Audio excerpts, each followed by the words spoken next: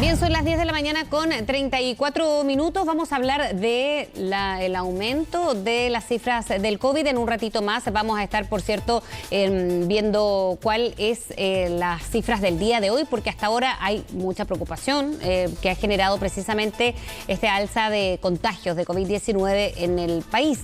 Mientras que algunos expertos ya lo califican como una nueva ola, el Ministerio de Salud insiste en el llamado a inocularse para enfrentar la pandemia. Vamos a conversar sobre este tema y tomamos contacto con el jefe del Centro de Pacientes Críticos de Clínica Las Condes, Jorge Dreise. ¿Qué tal, Jorge? Buenos días.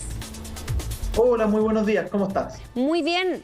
Primero, doctor, ¿cómo ven la situación? Sobre todo, y en lo que a usted le compete, me imagino, en pacientes críticos, pero en general es un aumento que lo vemos sobre todo en los últimos 14 días, ¿no? Con hasta más de un 90% de aumento de casos activos.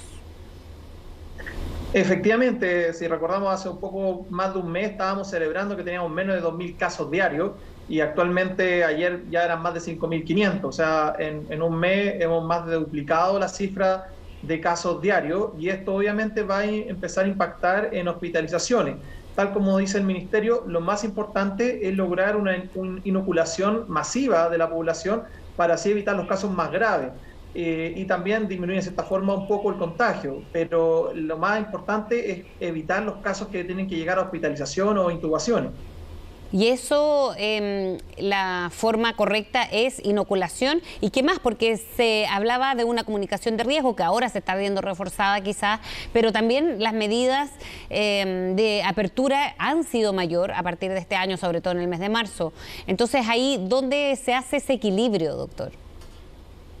Es muy importante entender que las precauciones parten por cada uno. Mantener la mascarilla, si alguien se siente enfermo, no ir a los eventos sociales o eventos familiares, la higiene de manos, sobre todo al preparar alimentos, estar uno frente a los alimentos, tratar de no estornudar sobre ellos, porque así se contagian. Tal como tú comentabas, la gran apertura que hay más que en el tema de adultos son los colegios, los jardines infantiles, en donde también nos han contribuido con muchos otros virus. De hecho, actualmente en el registro epidemiológico que se lleva de vigilancia de virus, el COVID no está número 1, sino que está por mucho el VRS, el virus respiratorio sincicial, que es un virus que habitualmente nos empieza a dar problemas en esta época de los años, seguido por parainfluenza y después la influenza, que viene todo en crecimiento.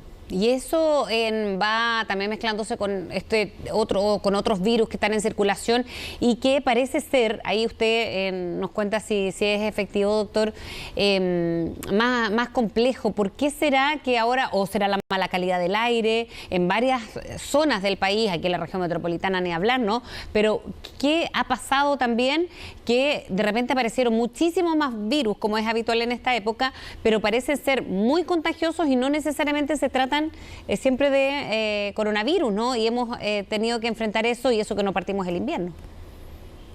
Exactamente, hay varios factores, tal como tú mencionas, uno que lamentablemente, sobre todo en las ciudades como Santiago, nos golpea todos los años en esta época, y sobre todo con la sequía que estamos teniendo, la mala calidad del aire.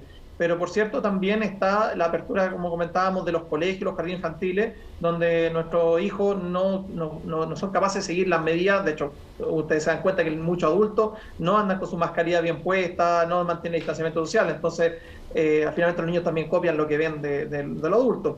Y ellos obviamente siempre han sido el reservorio de todos los virus, principalmente el virus respiratorio sincicial, el adenovirus, metanemovirus, influenza, y ellos a la vez se los llevan a la casa y contagian a los papás y sobre todo a los abuelos, que son las principales poblaciones de riesgo, los adultos mayores, que posteriormente requieren cuidados de la salud más avanzados. ¿Cómo diferenciar estos virus respiratorios, doctor?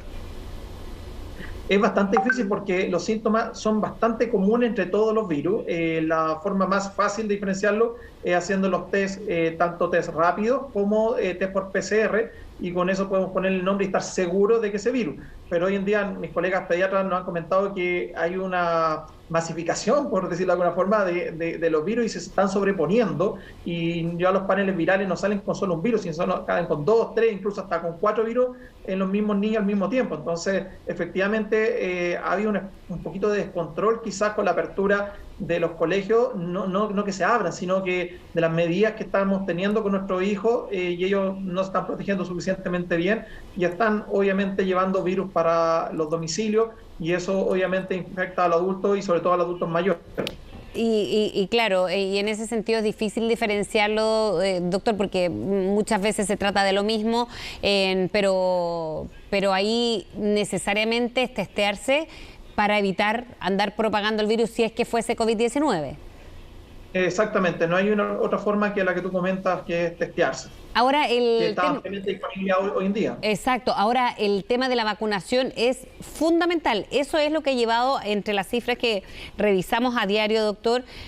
Todas las muertes son evidentemente lamentables, pero sabemos que tuvimos en algunos meses de estos 2 años de pandemia ya con 200 personas diarias, y eso era en un contexto bien distinto al que vemos ahora. Lo mismo pacientes críticos, camas disponibles. Eso ha ido disminuyendo notablemente, y eso es por la vacunación, ¿no?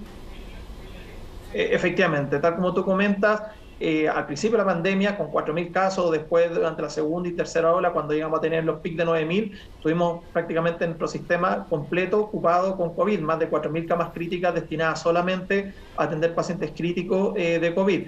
Hoy en día, o podemos recordar recientemente, más reciente el verano, llegamos a tener 45.000 casos activos de COVID por día, y aún así nuestro nivel de ocupación de camas críticas era bastante menos de la mitad incluso de lo que llegamos a tener por el momento. Y eso lo único que se puede explicar es por 2 razones. Uno, el adquirir inmunidad, ya sea tanto activa mediante el proceso de vacunación o por infección de las personas que van desarrollando una inmunidad natural. Y la otra también, debido a que estábamos más preparados, teníamos más conocimiento de la enfermedad y podíamos abordarla con mejores tratamientos más precozmente. ¿Hay alguna preocupación? Lo quiero llevar a otro virus que anda sonando mundialmente en los últimos días, y es la viruela del mono. Ya llegó a Argentina, y ahí es cuando uno empieza a alertarse, porque está en los países vecinos, de personas o de viajeros que vienen de Europa principalmente. ¿Hay alguna alerta en los recintos, por ejemplo, donde están en la clínica, en Las Condes, donde reciben a pacientes críticos? ¿Con cuánta preocupación el personal sanitario comienza a ver este tipo de virus a nivel mundial, doctor? Claro, todos los virus que traspasen las fronteras naturales de su lugar reservorio, que en este caso la viruela del simio, África Central y África Occidental, son de preocupación del equipo de salud. Efectivamente, está este caso en Argentina, y había otro caso sospechoso en Perú, y ya la semana pasada el gobierno ofició a todos los centros de salud de tener precaución de este nuevo, por decirlo nuevo, virus que nos podría llegar a Chile. Afortunadamente, de cierta forma, la viruela del simio tiene características bastante fáciles de encontrar a nivel de la piel por las erupciones que se desarrollan. Entonces hay que tener un poquito más de precaución de estar mirando la piel a la gente, y uno podría llegar más rápidamente al diagnóstico, a diferencia de, como comentamos previamente, los virus respiratorios, que son casi indistinguibles al principio uno de otro. A eso quería llegar, porque cuando comenzamos a escuchar de este nuevo virus, que era el COVID-19, sabemos en qué estamos todavía, pero era una alerta mundial porque después eso llevó a cierre. Es distinto, ¿no? Los virus respiratorios, por ejemplo, como el COVID-19, a esta viruela es algo mucho más, con síntomas distintos, que no tienen el mismo riesgo de mortalidad, por ejemplo.